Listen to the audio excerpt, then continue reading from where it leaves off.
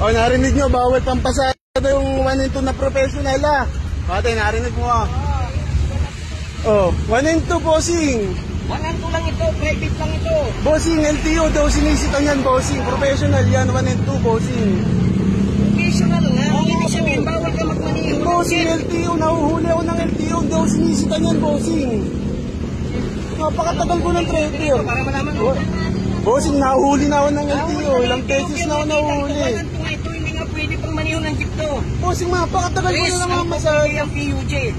Passenger yung sa'yo, hindi naman private yung dala mo eh. Bossing, napakatagal ko na naman masada ng jeep, bossing. Hindi lang napupuna. Ganun ko lang yan oh. LTO, nahuhuli ako, bossing. Pero bawal magmaniho ng public utility. Naintindihan mo? Oh. Bawal bossing, napakatagal ko na naman masada. Kaya lang sinabi hindi professional yan, ha? Lahat naman ng mga lisensya, puro lisensya, pero bawal magmaniho ng hindi ka nakatrace. Pas pang ano po yung pasipils po yung ganyan eh. Eh, pinakita ko naman sa yung lisensya, magkikipagtalo ka pa sa akin. Pakinalis mo mo. Bawal yun. Kaya kanino ka magtanong? Bossing, nakabala nyo ako eh.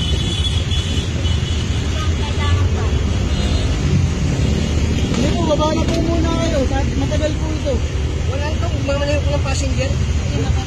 Ang tagal pagdul ko lang may lisensya. Baka hindi ka pa po,